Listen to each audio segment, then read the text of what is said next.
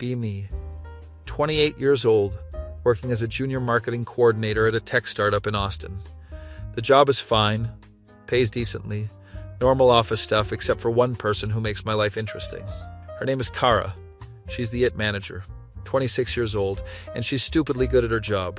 Also happens to be annoyingly attractive, but that's not relevant to this story. It absolutely becomes relevant later, but I'm getting ahead of myself. The prank war started 6 months ago over something incredibly stupid. I'm talking about a dispute so petty that looking back, I can't believe it escalated this far. It was about the office thermostat. I know, peak corporate drama. I like it cold, like 68 degrees, because I run hot and also the office has terrible ventilation. Kara likes it at 74 degrees because she's always cold and wears hoodies even in summer. One day I adjusted it to 68 without asking anyone. Came back from lunch and it was at 76. Adjusted it back to 68. Next morning it was at 75. This went on for a week until I left a passive-aggressive sticky note on the thermostat. Please stop touching the thermostat, some of us are dying of heat stroke in here. Next day there's a sticky note response. Please stop being dramatic, some of us have actual circulation problems. I responded with another note. She responded back. Our coworkers started gathering to read the thermostat notes like it was a soap opera. After 2 weeks of sticky note warfare, Kara escalated. She used her IT access to lock the thermostat settings remotely, set it to 74 degrees permanently. Couldn't change it no matter what I tried. I went to her desk to confront her. Did you seriously lock the thermostat? I have no idea what you're talking about, she said, not even looking up from her laptop. Kara, you're literally the only person with admin access to the building systems. Sounds like a personal problem. She was smiling though. That's how I knew she was messing with me. This is abuse of power. Take it up with HR if you're so concerned. Walked away fuming, but also kind of impressed. Decided if she wanted to play dirty, I could play dirty too. Spent my lunch break researching harmless office pranks. Landed on the classic, changing her desktop wallpaper. Waited until she went to a meeting, snuck over to her desk. She hadn't locked her computer because she was only going to be gone for 10 minutes. Changed her wallpaper to a photo of Nicolas Cage. Not just any Nicolas Cage, specifically his face from the You Don't Say meme. Also changed her desktop icons to be extra large and arranged them to spell cold. Went back to my desk trying not to laugh. Heard her come back 15 minutes later. There was a long pause. Then I heard, "Logan, I know this was you. I don't know what you're talking about." I yelled back, "You're the only person petty enough to do this. Sounds like a personal problem." Used her own line against her. The office was trying not to crack up. Our desks are in different sections, but the office is open plan so everyone can hear everything. Thought that was the end of it. Wrong. Next morning I came in to find my desk completely wrapped in aluminum foil. And I mean completely. My monitor, keyboard, mouse, desk phone, pens, stapler, even my coffee mug. Everything individually wrapped in foil like some kind of corporate Christmas present from hell. There was a note. Hope this helps keep you cool. See, my coworker Will was already at his desk laughing. Dude, she got here at 6 a.m. to do this. You watched her do this and didn't warn me? Are you kidding?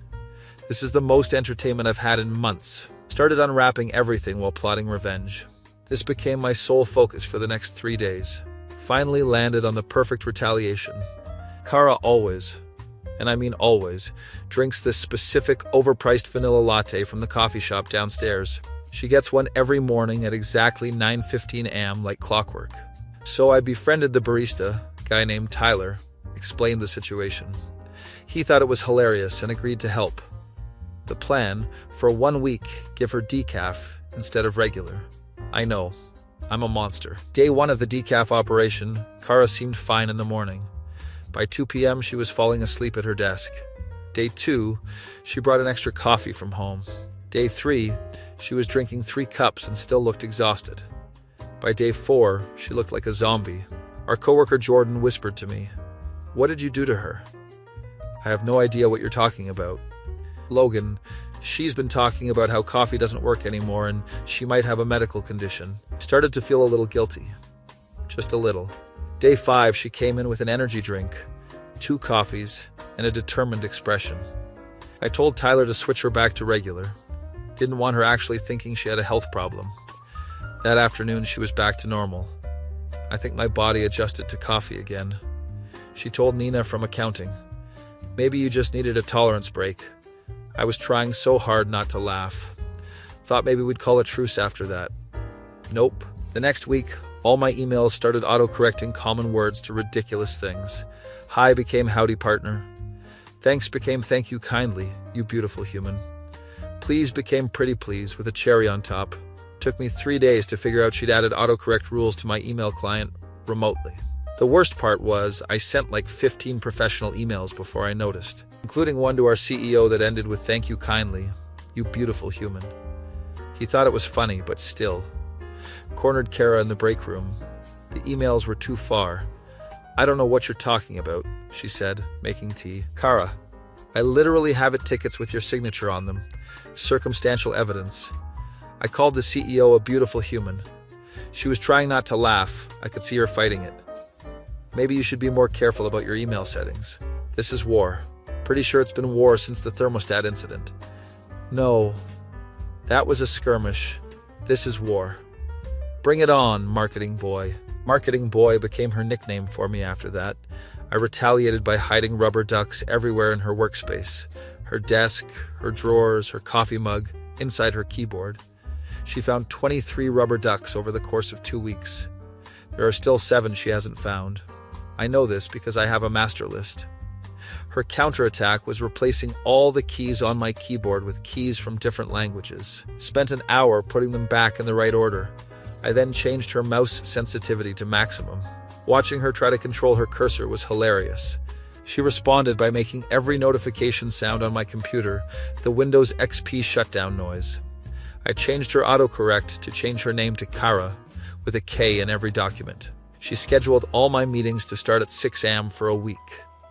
I put googly eyes on everything in her office. She switched my desk nameplate with one that said Logan, professional nuisance. Honestly, it was pretty accurate, so I kept it.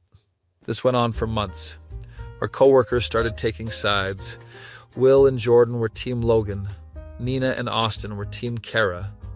Harper from HR tried to stay neutral but was clearly Team Kara. They started a betting pool on who would give up first. Neither of us were giving up. The pranks got more elaborate. I filled her desk drawers with packing peanuts. She changed my computer login screen to a picture of a sad dog with text saying Logan made me sad. I replaced her ergonomic keyboard with one of those old clunky 90s keyboards. She somehow made my car alarm go off every time someone said my name in the office. That one was actually impressive from a technical standpoint. Still annoying as hell. The turning point came 3 months into the prank war. We were both staying late to finish a project. It was like 8 p.m. Office was empty except for us. I was working on a presentation. She was fixing something with the servers. My computer suddenly blue-screened. "Kara, I swear to God if you just crashed my computer, I'm going to lose my mind." She walked over looking concerned. I didn't touch anything. "What happened?" Showed her the blue screen. "Did you save your work?" "Most of it. But I've been working on this presentation for 3 hours." She sat down at my desk and started typing. "Move over. Let me see if I can recover it." Spent the next 20 minutes watching her work. She was completely focused, doing things I didn't understand. "Got it," she finally said. "Everything's back." Holy shit. Really? Yeah, it was a RAM issue, not a prank. "Thank you, seriously, you just saved my ass." "No problem, marketing boy." We had this moment where we were just looking at each other. "Do you want to grab food?" "I'm starving and everywhere good is closed, but there's a 24-hour diner nearby." She seemed surprised I asked. "Yeah, okay, sure." We went to this trashy diner that served breakfast all day. Sat in a booth that had seen better days. Ordered pancakes and coffee at 9 p.m. like adults with our lives together. "So why do you hate me so much?" she asked randomly. "I don't hate you. You literally started a months-long prank war over a thermostat. You started it by locking the settings. You started it by being dramatic about temperature." We were both smiling, though. "I don't hate you," I repeated. "I actually think you're probably the funniest person in the office." "Funnier than you?" "Definitely funnier than me." "Damn right I am." We talked for 2 hours. Like actually talked. About life and work and why we ended up in Austin. She was from Seattle. Moved here for the job 3 years ago. Still miss the rain and good coffee. The coffee here is fine, I argued. You have no taste, says the person who drinks vanilla lattes. Vanilla lattes are a perfectly respectable coffee choice. Found out she was into photography, indie music, and hiking. She found out I was into cooking, video games, and pretending I could play guitar. You pretend? I know like 3 chords. That's pathetic, I'm aware. Walked back to the parking garage together. This was nice, she said. Yeah, it was. We should probably still prank each other, though. Oh, absolutely. I have like 6 ideas already. Same. We went our separate ways, but something had shifted.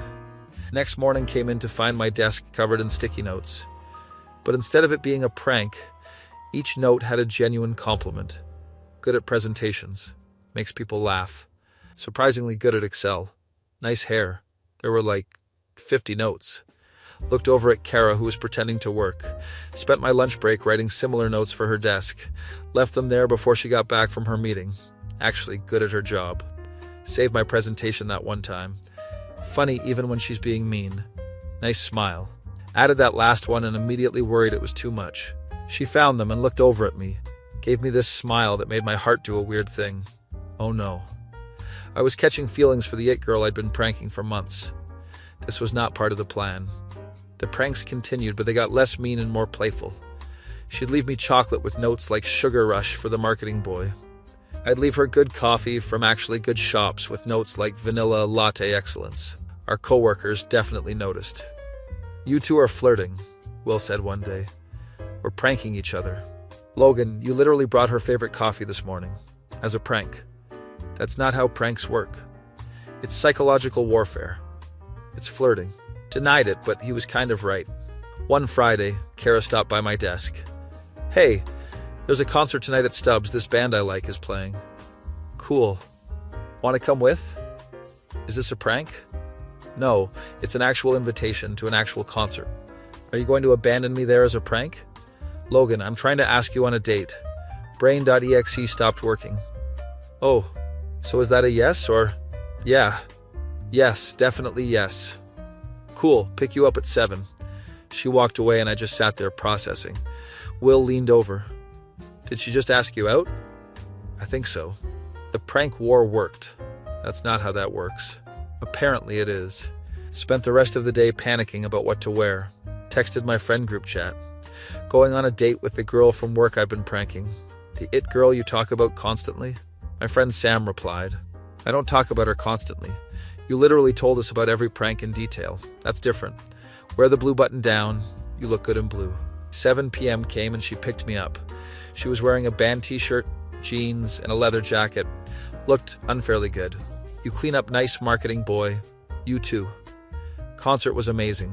The band was some indie rock group I'd never heard of, but they were great. Kara knew every word to every song. We ended up dancing, which I'm terrible at, but she didn't seem to care. After the concert, we got tacos from a food truck. Sat on the curb, eating and talking. I had fun tonight, she said. Me too.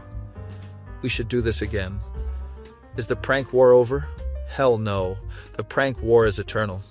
Good, I'd be disappointed if it ended. She laughed and leaned her head on my shoulder. Drove home feeling like I was floating. Monday came and there was a new prank waiting. She'd changed all my desktop icons to pictures of tacos. Left her a note. Taco-obsessed weirdo. She left me one back, takes one to no one. We started going on actual dates while still pranking each other. It was the weirdest relationship progression ever. Date 2 was mini golf where she destroyed me. Date 3 was cooking dinner at my place where I proved I could actually cook. Date 4 was a hiking trip where we both almost died, but in a fun way. The pranks continued at work. I wrapped her car in bubble wrap. She filled my office with balloons. I changed her email signature to include a quote from Shrek. She made my computer play Never Gonna Give You Up every hour. Our coworkers were confused. Are you two dating or fighting? Harper asked. Both, we said in unison. Month 3 of dating, things got serious. Not like proposal serious, but like meeting friends serious. She invited me to meet her photography club friends. I invited her to game night with my college buddies. Everyone loved her. She's perfect for you, my friend Kevin said. She pranks you back, that's important. I know, don't mess this up. I'll try not to. 6 months in, we were basically inseparable. Spent every weekend together. She'd stay over at my place, or I'd stay at hers. We'd cook together, watch movies, plan elaborate pranks. Our coworkers had fully accepted we were a thing. The betting pool about the prank war evolved. Now, they were betting on when we'd move in together. Hadn't really talked about it, but I was thinking about it. Her lease was coming up in 3 months. Mine still had 6 months left. Brought it up casually one night. So, your lease is up soon. Yeah, in like 2 months. Have you thought about where you're going to live? Not really. Probably just renew. Or what? You could move in with me. She looked at me with this expression I couldn't read. Are you serious? Yeah, I mean, you're here most of the time anyway. Logan, we've been dating for 6 months. I know, is that too fast? I don't know. Maybe? Felt my heart sink a little. But also maybe not, she continued. I've been thinking about it too. Yeah? Yeah, it makes sense logically. Very romantic. Shut up, you proposed it as a logistics solution. Fair point. Let me think about it? Of course. 2 weeks later, she brought it up again. I want to move in with you. Yeah? Yeah, but I have conditions. I'm listening. I get control of the thermostat 60% of the time. Absolutely not 50-50. 55-45. Final offer. Deal. We shook on it. Moving in together was chaos. She had so much stuff. Why do you need 6 different cameras? They're all for different purposes. Kara, they all take pictures. You're a marketing person, you should understand having the right tool for the job. Touch. Combining our stuff was interesting. Her aesthetic was minimalist and modern. Mine was, I've had this since college and it still works. We compromised. Threw out most of my furniture, kept her nicer stuff, but I got to keep my vintage band posters. Living together was actually easier than I expected. We had a good rhythm. I'd make breakfast, she'd make coffee, she'd do laundry, I'd do dishes. We'd both clean because we're adults. The pranks continued even at home. I'd reorganize her perfectly organized desk. She'd hide my phone charger. I'd replace her shampoo with an identical bottle of different shampoo. She'd change all the labels on my spice rack. Our friends thought we were insane. Why do you two keep pranking each other? Sam asked at a dinner party. It's fun, we both said. You live together, you could just be normal. Where's the fun in that? Year 1 of living together flew by. Had our fights, mostly about stupid stuff like dishes or whose turn it was to deal with the landlord. But overall, it was great. Woke up next to my best friend every day. Someone who got my humor and gave it back twice as hard. Someone who could fix my computer and also make me laugh until I cried. Year 2 started, and I knew I wanted to marry her. Like, absolutely certain, no doubts. This is it. The question was how to propose. Normal proposals seemed boring for us. We weren't a normal couple. We were the couple who met through a thermostat war. Needed something that fit our vibe. Spent months planning.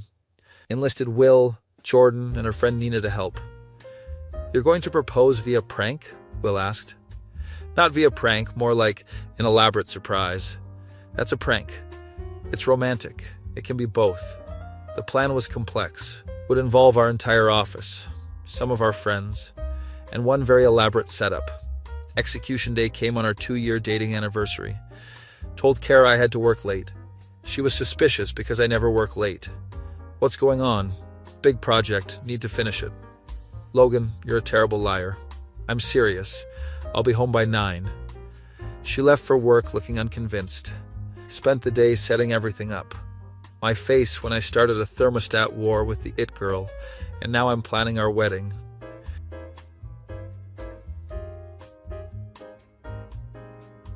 Be me. Currently executing the most elaborate plan of my entire life. Proposal day is here and I'm sweating bullets. The setup took 3 weeks of coordinating with coworkers, friends, and even her family. Yes, I called her parents in Seattle to ask permission. Her dad laughed for 5 minutes straight when I explained how we met. You're the thermostat kid. She talks about you constantly. She does? All the time.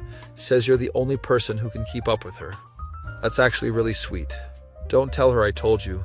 She'd kill me. Got his blessing and her mom's enthusiastic approval. Now I just had to execute the plan without Kara figuring it out. The morning started normal. Made breakfast, she made coffee. We did our usual routine. I'm heading to the office early today, she said. Why? Server maintenance. Boring stuff you wouldn't understand. Rude, but accurate. She left at 7 a.m. I waited until 7:30 and texted Will. Phase 1. Is everything ready? Yeah, man. We're all set. Good luck. Drove to the office with a box full of supplies. Our coworkers were already there, decorating. This is either the most romantic thing ever or the dumbest, Jordan said. Probably both. We set up the office to look like it had been pranked, but instead of a real prank, everything was a clue. Sticky notes everywhere with messages leading to the next location. Changed her desktop wallpaper to a treasure map. Left rubber ducks that spelled out words. It was elaborate and stupid and perfect. Kara got back to the office around 10 a.m. from her server thing. I watched from my desk as she walked in. She immediately noticed something was off. Her desk was covered in sticky notes. Picked one up and read it. The game begins. Check your email. She looked over at me suspiciously. Logan, what did you do? I have no idea what you're talking about. You're wearing a suit. Shit, forgot I was dressed up. I have a meeting later. You never wear suits to meetings. First time for everything. She narrowed her eyes but checked her email. There was a message from me with the subject. Urgent. System error. She opened it. Inside was a riddle. Where we first made peace, you'll find your next piece. Watched her think about it. Saw the moment she figured it out. The diner. Our first non-prank interaction. She grabbed her keys. I'll be back. Where are you going? To win whatever game you started. She was smiling though, the competitive side coming out. I texted Will. She's on the move. Jordan was stationed at the diner with the next clue. Kara texted me 20 minutes later. This is elaborate even for you. No idea what you mean. The clues led her all over Austin. The concert venue where we had our first date. The mini golf place where she destroyed me. The hiking trail where we almost died. Each location had a friend or coworker with an envelope. Inside each envelope was a photo from that moment and a piece of a larger puzzle. Also included were sticky notes with things I loved about her. Makes me laugh every day. Fixes all my technical problems. Best concert buddy. Can out-prank me. And that's saying something. Perfect pancake-making partner. Nina texted me from location 4. She's crying a little, but in a good way. Is she still going? Oh yeah, she's determined to finish. Final clue led her back to the office. Everyone had cleared out except our core friend group. The office was decorated with photos of us. All the puzzle pieces she collected would form a complete picture. I was standing in the middle of the office next to the thermostat. The thermostat that started everything. Heard the door open. Kara walked in holding all the envelopes and puzzle pieces. Logan, what is happening? Come here and find out. She walked over slowly. Put the puzzle together. She laid out the pieces on a nearby desk. Our friends were hiding, but watching. The puzzle formed a picture of us at our first concert, but there was text on it. Will you marry me? She looked up at me. I was down on one knee holding a ring. Kara, you're the only person who's ever kept up with me. The only person who makes me laugh even when I'm mad. The only person I want to prank for the rest of my life. Will you marry me? She was full on crying now. You proposed via scavenger hunt. I proposed via elaborate prank. This is the dumbest, sweetest thing anyone's ever done. Is that a yes? Yes, you idiot. Of course yes. Put the ring on her finger. Our friends came out of hiding cheering. Will was recording the whole thing. Jordan was crying more than Kara. I can't believe you pulled this off, she said. I had help. Everyone knew. Everyone we know knew. Even my parents? Especially your parents, I asked permission. You called my dad? Of course I called your dad. I'm trying to do this right. She kissed me, and everyone cheered louder. So what now? She asked. Now we plan a wedding. Oh God, we have to plan a wedding. It'll be fine. Narrator voice, it was not fine. Wedding planning turned out to be its own kind of war. Not between us, we agreed on most things. The war was with the wedding industry. Why does a cake cost $1,000? Kara asked the bakery owner. It's handcrafted with premium ingredients. It's flour and sugar. I had to drag her out before she started a fight. Venue hunting was painful. Everywhere wanted a year's notice. We wanted to get married in 6 months. That's very short notice, every venue said. We've been together for 2 years, I explained. Still, most couples plan for 12, 18 months. Most couples didn't meet via thermostat warfare. They looked at us like we were insane. Finally found a place that had a last-minute cancellation. Outdoor venue, pretty gardens, reasonable price. "This is perfect," Kara said. "Let's book it before they change their minds." Signed the contract that day. Invitations were a whole thing. Kara wanted minimal and elegant. I wanted fun and quirky. Compromised with elegant design but quirky wording. "Logan and Kara request your presence at their wedding." Yes, the same Logan and Kara who had the thermostat war. "No, there won't be a prank at the ceremony." Probably. Sent them out and got hilarious responses. Finally. Will, about time. Jordan and I won the betting pool. Nina, my parents, called. "We're so happy for you. Thanks, Mom. Your father wants to know if this is the girl who made all your work emails say howdy partner." "Yes, that's her. We like her already." Kara's parents flew down to meet me in person. Was nervous as hell. Her dad was this tall guy who did woodworking as a hobby. Her mom was tiny but had the same sharp wit as Kara. "So you're the marketing boy," her dad said, shaking my hand. "That's me, sir. Call me Frank, sir makes me feel old." Her mom, Patricia, hugged me immediately. "I've heard so much about you. Good things, I hope?" "Mostly, except for the decaf coffee incident." Kara had told them everything, apparently. Dinner with her parents went great. We went to a nice restaurant and talked for hours. "How did you know she was the one?" Frank asked. "Honestly? When she hacked my email to make me call people beautiful humans." That's specific. I realized anyone who could out-prank me was someone I needed to keep in my life. "He's a keeper," Patricia told Kara. "I know." Wedding planning continued. We decided on a small wedding, about 80 people. Close friends, family, co-workers who'd witnessed our whole relationship. Kara wanted a simple white dress. Went dress shopping with her mom and Nina. They sent me photos and I had opinions. Too poofy. That looks like a cupcake. Perfect. Get that one. She got the one I said was perfect. Later admitted she'd already chosen it before I gave my opinion. "I just wanted to see if you'd pick the same one." Manipulation. You love it. I do. My outfit was easier. Navy suit, nothing fancy. Will was my best man. Jordan and my college friend Sam were groomsmen. Kara's sister Megan flew in from Seattle to be maid of honor. Nina and her friend from photography club were bridesmaids. Bachelor party was low-key. Will organized a game night and bar crawl. "No strippers?" Sam asked. "I'm literally marrying the love of my life. Why would I want strippers?" Fair point. We played board games, went to a few bars, ate terrible late-night food. Perfect night. Kara's bachelorette party was apparently more exciting. She came home the next day looking exhausted. "What did you do?" Nina rented a party bus. We went to like 6 different places. "Did you have fun?" "So much fun, but I'm never drinking again." "You say that every time. This time I mean it." She didn't mean it. 3 months before the wedding, we started premarital counseling. Not because we had problems, just seemed like a good idea. The counselor was this nice older woman named Dr. Martinez. "So tell me how you met." We explained the thermostat war. She stared at us. "That's the most unique meet cute I've heard in 30 years of counseling. We're special," Kara said. Clearly. Sessions were actually helpful. Talked about finances, future goals, how to handle conflict. "How do you currently handle disagreements?" Dr. Martinez asked. "We prank each other until someone apologizes," I said. "That's unconventional." "It works for us." "Does it?" Kara and I looked at each other. "Yeah, actually it does. We're very competitive people," Kara explained. "The pranks let us be competitive without being mean. And you're both okay with this dynamic?"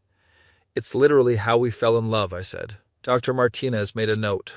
"Well, if it works for you, who am I to judge?" 6 sessions later, she certified us ready for marriage. "You two are weird, but you're weird in compatible ways."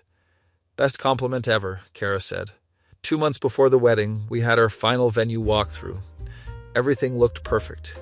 "Can we do a sound check?" Kara asked. "For what?" "I want to make sure the acoustics are good for the music. You're such a perfectionist. You love it." "I do." We tested the sound system. Played our first dance song, "The Way I Am" by Ingrid Michaelson. Danced in the empty venue. "I can't wait to marry you," she said. "Same. Best decision I ever made." Asking me out or proposing? Both, but also moving in together. And starting the thermostat war? Especially that. We laughed and kept dancing. 1 month before the wedding, chaos ensued. The photographer got sick and canceled. Are you kidding me? Kara was panicking. We'll find someone else. In 1 month, all the good photographers are booked. Then I remembered. Kara, you're a photographer. I can't photograph my own wedding. No, but you know other photographers. She called everyone in her photography club. One of them, Trevor, was available and owed her a favor. Crisis averted. 3 weeks before, the cake place called. They'd double booked and had to cancel our order. Kara looked ready to commit murder. I'm going to drive over there and let me handle this. Called every bakery in Austin. Finally found one that could do it. More expensive, but whatever. We're never getting married again, Kara said. That's kind of the point. 2 weeks before the wedding, everything finally came together. Invitations were sent, RSVPs were in, venue was booked, photographer secured, cake ordered, dress was altered, suit was ready, vows were written. Are you nervous? She asked one night. About marrying you? No. About the wedding? A little. I don't like being the center of attention. Same, but it's just our friends and family. True. We could always elope. After all this planning? Fair point. Week of the wedding was insane. Her family arrived. My family arrived. Everyone wanted to meet everyone. Your brother is exactly like you, Kara's sister Megan said. Is that a compliment? Surprisingly, yes. The rehearsal dinner was the night before. We rented a private room at our favorite restaurant. Everyone made speeches. Will, I've known Logan since college, and I've never seen him this happy. Jordan, I won $50 betting you two would end up together. Nina, Kara, you're my favorite person. Don't tell anyone else. Frank stood up. When Kara told me about the thermostat war, I thought she was dating a crazy person. Then I met Logan and realized they're both crazy. But they're crazy in the same way. And that's beautiful. Welcome to the family, son. Almost cried. My dad got up next. Logan's always been particular about temperature. As a kid, he'd wear shorts in winter and complain about being hot. So when he told me he started a relationship over a thermostat, it made perfect sense. Kara, thank you for putting up with him. Everyone laughed. Kara and I both gave short speeches thanking everyone. Tomorrow we get married, she said. And then what? Someone yelled. Then we continue the prank war as husband and wife, I said. Obviously, everyone raised their glasses. That night, Kara stayed at a hotel with her bridesmaids. Tradition or whatever. I'll see you tomorrow, she said, kissing me goodbye. Can't wait. Went home and couldn't sleep. Tomorrow I was getting married. To the girl who hacked my email.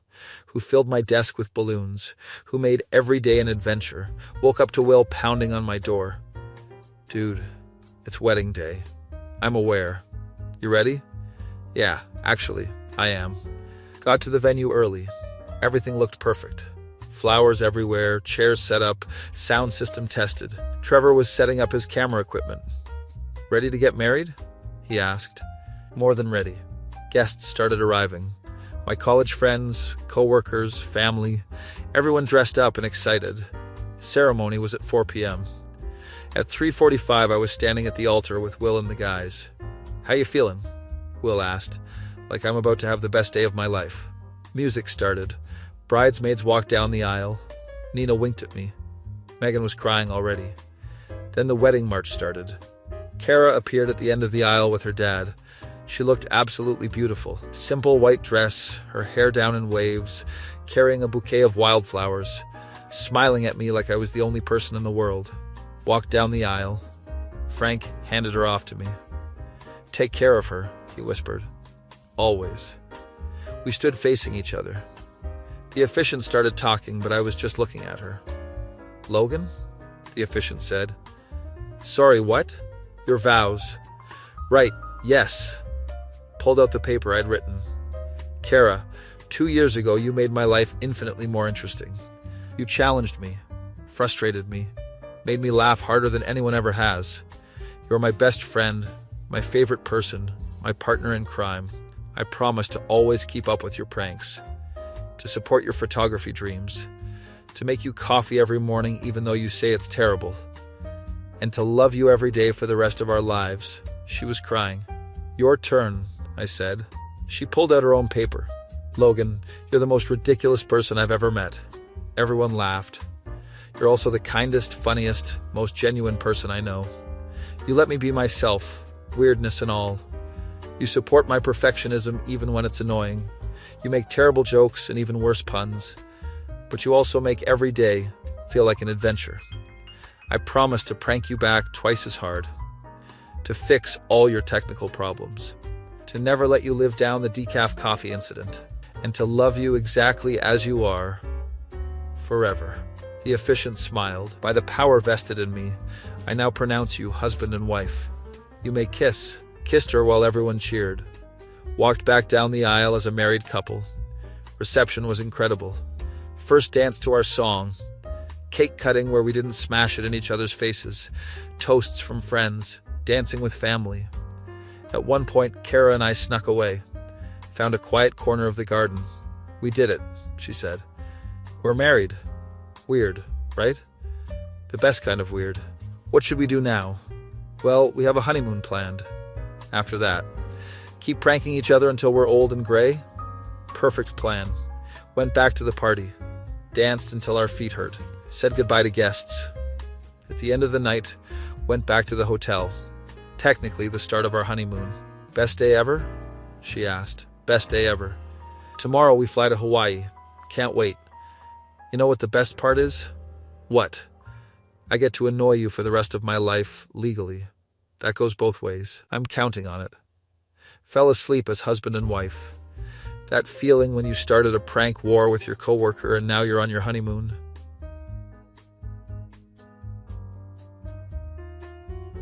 Be me.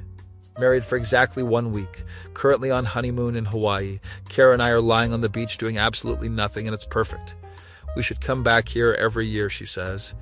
Deal, same spot, same hotel. You're so easy to please. I'm literally on a beach with my wife. What more could I want?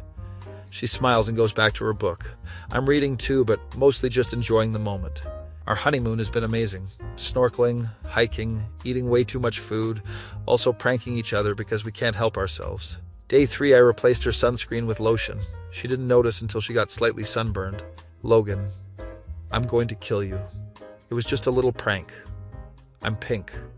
Made it up to her by getting aloe and giving her a back massage. You're lucky you're cute, she muttered. Day 5, she hid all my swim trunks. Had to wear the ridiculous Hawaiian print ones the hotel gift shop sold. Why do I look like a tourist, Dad? Because you are now. You're my husband. That's not how that works. It is now. Took photos of me in the embarrassing trunks. These are going in our photo album. Absolutely not. Too late, already uploaded to the cloud. Despite the pranks, it's been the best week of my life. Waking up next to her every morning. Falling asleep with her every night. Calling her my wife instead of girlfriend. It all feels right. Last day of the honeymoon, we went to this fancy restaurant. Kara got dressed up. I wore the one nice outfit I packed. You look beautiful, I said. You look acceptable. Wow, such romance. I said what I said. Dinner was incredible. Fresh fish, good wine, dessert we could barely finish. I don't want to go home, she said. Me neither, but real life is calling. Work, bills, laundry. The thermostat war, that never ends. Never ever. Flew back to Austin the next day. Got home to our apartment and it felt different somehow. Same place, but we weren't the same people who left. We were married now. Home sweet home, Kara said, dropping her bag. I missed this place. It's been a week, still missed it. Unpacking was boring, but we made it fun. She hid random things from my suitcase. I reorganized her perfectly organized closet. Logan, why are all my shirts backwards? Feng shui. That's not what feng shui means. Sure it is. Back to work on Monday was rough. Everyone wanted to see wedding photos. You both look so happy, Nina said. We are, Kara replied. When do we get to see the honeymoon pics? Never. Those are private. Come on. Absolutely not. Showed them some beach photos, but kept most to ourselves. Married life at work was interesting. We'd been together for 2 years, living together for over a year. Nothing really changed except the rings. But people treated us differently somehow. How's married life? Became the most common question. Same as before, but with legal documentation, I'd say. The pranks at work continued. I changed Kara's Slack status to married, to the guy who can't fix his own computer. She changed mine to professional thermostat adjuster. Both stayed that way for months. Will started a new betting pool. How long until they have kids? Dude, we just got married. So? Some people start right away. We're not thinking about that yet. But you are thinking about it? Hadn't really discussed it in depth. That night I brought it up with Kara. Will asked when we're having kids. Of course he did. Have you thought about it? Kids? Yeah. She was quiet for a moment. I mean, eventually, yeah. But not like right now. Agreed, we just got married. Plus we have pranks to plan. Priorities. Felt good to be on the same page. 6 months into married life, we hit our first real rough patch. Not relationship ending rough. Just hard. Kara's job offered her a promotion. Senior at manager position. Better pay, better title, more responsibility. But it required her to travel more. Like 2 weeks a month traveling. I don't know if I should take it, she said. Why not? It sounds amazing. Because I'd be gone all the time. So we'd deal with it. Logan, I don't want to be one of those couples that barely sees each other. We wouldn't be. You'd still be home half the month. That's not enough. We talked about it for weeks. The money would be great. The title would be great for her career. But the time apart was scary. What if you resent me for taking it? She asked. I won't. How do you know? Because I want you to be happy and successful. If this job makes you happy, take it. What if you meet someone while I'm gone? Kara, I literally married you. I'm not going anywhere. She took the job. First trip was 3 weeks later. Conference in San Francisco for 4 days. I drove her to the airport. Text me when you land. I will. And when you get to the hotel, Logan, I'll be fine. I know. I just worry. That's new. You're my wife. I'm allowed to worry. She kissed me goodbye and went through security. House felt empty without her. Went home and didn't know what to do with myself. Usually we'd be cooking together or watching something. Ended up calling Will. Want to grab food? Is Kara gone? Yeah, first work trip. Dude, you'll be fine. I know. Do you though? Shut up. We got tacos and watched a game at a bar. Helped take my mind off missing her. Kara texted throughout the trip. Photos of San Francisco. Complaints about hotel coffee. I miss you. Miss you too. 3 more days. I'm counting. When she got back, I picked her up from the airport with flowers. You got me flowers? Yeah, is that okay? It's perfect. You're such a sap. You're sap, unfortunately. We went home and spent the entire evening together. Didn't even prank each other. Just caught up and enjoyed being in the same space. How was it really? I asked. Lonely. I kept reaching for you at night and you weren't there. Same, the bed felt huge. We're disgustingly codependent. Probably, but I'm okay with it. Her travel schedule settled into a routine. 2 weeks gone, 2 weeks home. We made it work. Video calls every night she was gone. Long weekends when she was back. I'd plan elaborate pranks for when she returned. She'd plan counter pranks during her flights. One time I filled the entire apartment with balloons before she got home. Logan, how am I supposed to get to the bedroom? Very carefully. She retaliated by changing all my contact names in her phone to food items. Got a call from Banana Bread one day. It was her. Why am I Banana Bread? Because you're sweet but sometimes have too many nuts. I'm hanging up. Love you. A year into the new job, things stabilized. She got better at managing the travel. I got better at being alone. Our relationship actually got stronger. Learned to appreciate the time we had together. Stop taking each other for granted. I think the distance is good for us, she said one night. How so? Makes me miss you. Reminds me why I married you. Just for my pranks? Obviously. Year 2 of marriage brought new adventures. We finally took that trip to Seattle to see her family. Met her extended family. Saw where she grew up. This is where I had my first kiss, she pointed to a playground. Cute.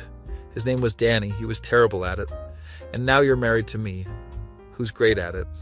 Debatable. Rude. Her parents showed me embarrassing childhood photos. This is Kara at her 8th birthday party. She was wearing a princess costume and looked furious. Why do you look mad? Someone ate my cake before I could blow out the candles. Understandable rage. Frank pulled me aside one day. You're good for her, you know that? I try. She's happier than I've ever seen her. She makes me pretty happy too. Good, because if you hurt her, I know where you live. Fair. We also visited my parents in Denver. Kara charmed them instantly. My mom loved her. She's perfect for you, so sharp and funny. I know. When are you giving me grandkids? Mom. What? I'm just asking. We're not ready yet. I'm not getting any younger. You're 55.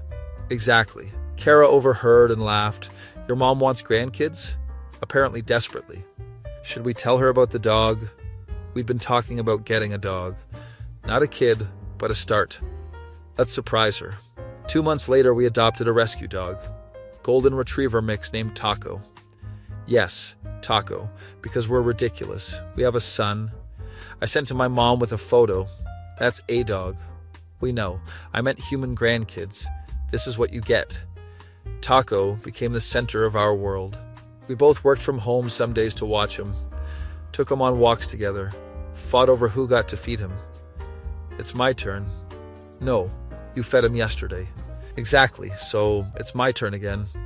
That's not how turns work, Kara. Even started pranking each other through the dog. I taught him to bark at Kara's laptop closing sound. She taught him to sit on my keyboard during video calls. Taco, move. He just wagged his tail. Kara trained you to do this, didn't she? Wag wag. Traitor. Year 3 of marriage was when things got interesting. Kara came home from a trip looking thoughtful. I've been thinking. Dangerous. Shut up, I'm serious. Sorry, what's up? What if we started trying? 4? A baby, Logan. A human baby. Process that information. Really? Yeah, I mean, we're stable, married, have a dog. That's basically 90% of the way there. That's not how parenting works. I know, but I think we could do it. You think I'd be a good dad? I think you'd be an annoying dad who makes bad jokes. So yes. We decided to start trying. Took the pressure off by not obsessing over it. Whatever happened, happened. 3 months later, Kara woke me up at 6 a.m. Logan, what's wrong? I'm pregnant. Sat up immediately.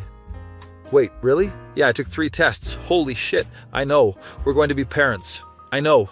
We both just sat there processing. Taco jumped on the bed wondering what the excitement was about. You're going to be a big brother, Kara told him. He licked her face. Told our families that weekend. My mom cried. Finally. Mom, it's been 3 years. 3 years too long. Kara's parents were thrilled. I can't believe you're having a baby, Patricia said. Me neither, it's surreal. You're going to be great parents, told our friends at a dinner party. So we have an announcement, I said. You're moving? Will guessed. No. Getting another dog? Jordan tried. No. Oh my God, you're pregnant. Nina screamed. How did you know? You're drinking water at a party. Dead giveaway. Everyone congratulated us. The prank war baby.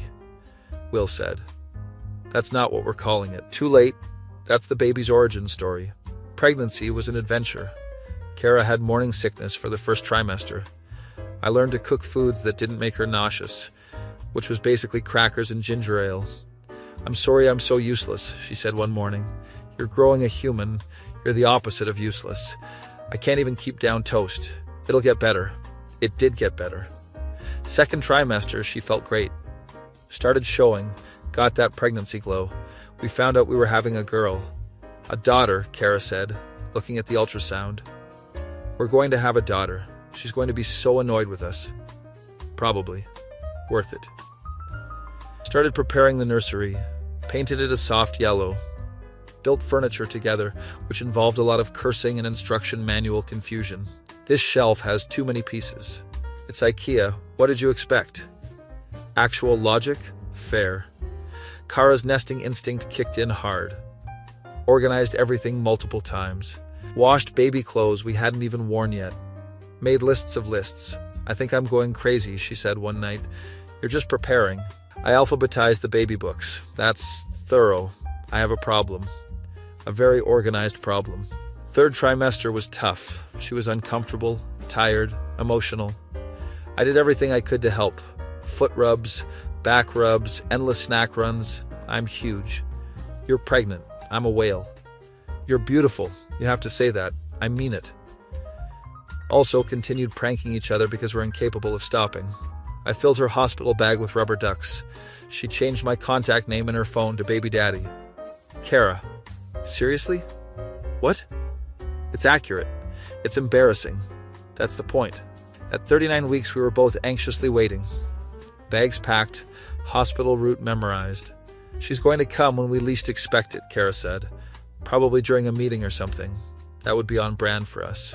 Her water broke at 2 a.m. on a Tuesday. Logan. It's time. Shot out of bed. Are you sure? My water just broke, I'm sure. Okay. Bag, car, hospital. You're panicking. I'm not panicking. Totally panicking. Got to the hospital. Got checked in. Labor was long, like 16 hours long. Kara was a champion through all of it. I held her hand, got her ice chips, tried not to pass out. You okay? She asked at one point. Shouldn't I be asking you that? You look pale. I'm fine. Was not fine. Hospitals make me queasy. Finally, at 6:47 p.m., our daughter was born. 7 pounds, 3 ounces. Perfect. They placed her on Kara's chest. She's here. Kara was crying. She's perfect. She has your nose. Poor kid. Got to hold her a few minutes later. Hi, baby girl. I'm your dad. She opened her eyes and looked at me. I'm going to love you forever. And probably prank you sometimes. But mostly love you. Kara laughed. She's already judging you. She is not. Look at her face. Baby did look skeptical. We named her Riley Patricia Chen. Patricia after Kara's mom. Riley because we both liked it. Chen because Kara kept her last name and we hyphenated for the baby. Riley Chen, I said. It sounds good. It sounds perfect. First few weeks home were chaos. No sleep, constant feeding, diaper changes. I don't remember the last time I slept more than 2 hours, Kara said. Same. This is harder than I thought. Way harder. But look at her. Riley was sleeping in her bassinet. Worth it? Completely worth it. My parents visited first week. My mom cried holding Riley. She's beautiful. Thanks, Mom. You're going to be such good parents. We're figuring it out. That's all you can do. Kara's parents came week 2. Frank was surprisingly emotional. I can't believe my baby has a baby. Dad, I'm 29. You're still my baby. Patricia helped with everything. Showed us swaddling techniques, soothing methods. You two are doing great, she said. It doesn't feel like it. Trust me, you are. Slowly we found our rhythm. I'd take the early morning shift. Kara would take the evening. We'd trade off middle of the night. Started pranking each other again, gently. I'd leave notes in the diaper bag. You're doing amazing. Best mom ever. Sorry about the sleep deprivation. She'd leave notes for me too. Best dad award. You're better at this than you think. Riley loves you. 3 months in, we took Riley to her first family gathering. Everyone wanted to hold her. She's so cute. She has your eyes, Kara. Look at those tiny fingers. Riley handled it like a champ. Just chilled and looked around. She's very chill for a baby, Nina observed. Gets it from me, Kara said. You're the least chill person I know. Rude, but accurate. 6 months old, Riley started laughing. The first time I made her laugh was incredible. I was making funny faces and she just cracked up. Kara, come here. What? Watch this. Did the face again. Riley laughed. Oh my God, she laughed. We spent the next hour making her laugh. We're those parents now, Kara said. I'm okay with that. First birthday came faster than expected. Had a small party with family and close friends. Riley smashed her cake. Got it everywhere. She's definitely our kid, I said. Messy and dramatic? Exactly. Took family photos that day. Us, Riley, and Taco. Perfect little family. Can you believe this is our life? Kara asked that night. No, it's better than I imagined. Better than the thermostat war? Way better. But we still have the thermostat. Forever. You're ridiculous. You married me. Worst decision ever. Best decision. Fine, best decision. Riley is 2 now. Talking, walking, getting into everything. Her favorite word is no. Very fitting for our daughter. She's also already showing signs of our sense of humor. Hides her toys and pretends they're lost. Riley, where's your bear? Gone. It's under her pillow. You're pranking us already? Yeah, she even makes Kara's sarcastic face. Oh no, we created a monster, Kara says. Our monster. The best monster. We're talking about having another kid. You think Riley wants a sibling? I ask. Probably not, but she's getting one anyway. So we're doing this again? Apparently. I'm in. You better be, you're already involved. Life is chaotic. Between work, the baby, the dog, and each other.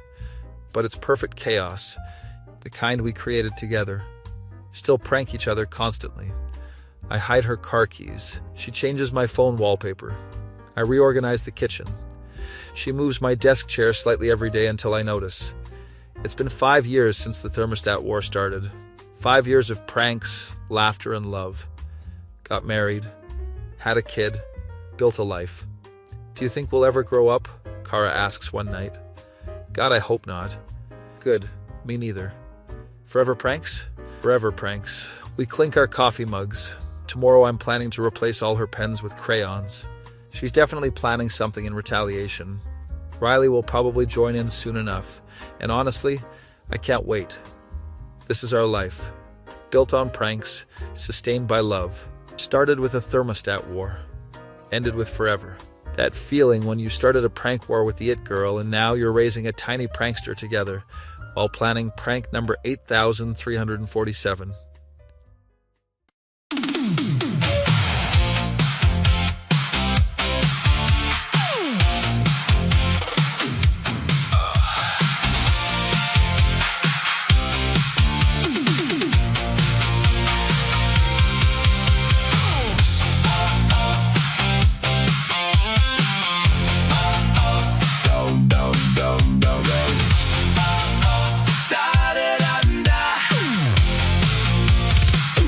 Started with a thermostat set way too cold.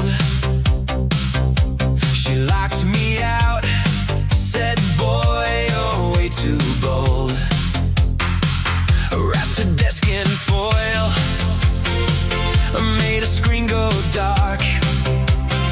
She hacked my email, left a digital mark. We went for months on end, never stopping. Didn't know my rival would become my best friend. We built our love on rubber ducks and revenge. Every prank just brought us closer to the edge. From office warfare to forever vows.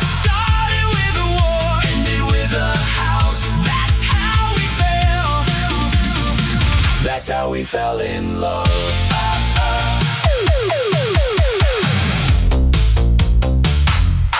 Changed her coffee to decaf for a week. Made my cursor move too fast to speak. Filled each other's desks with silly notes. Turned our competition into inside jokes. They said we're crazy, fighting all the time. But they don't know this war is how we shine. We built our love on rubber ducks and revenge.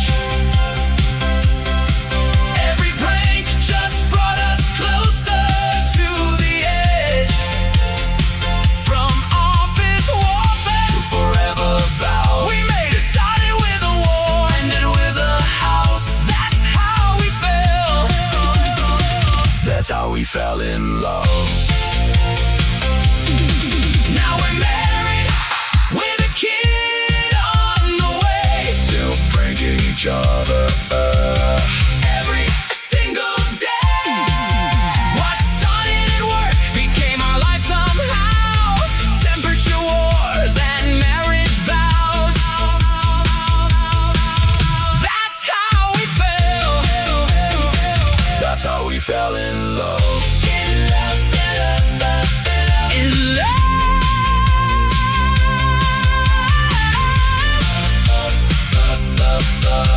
Forever pranks. Forever.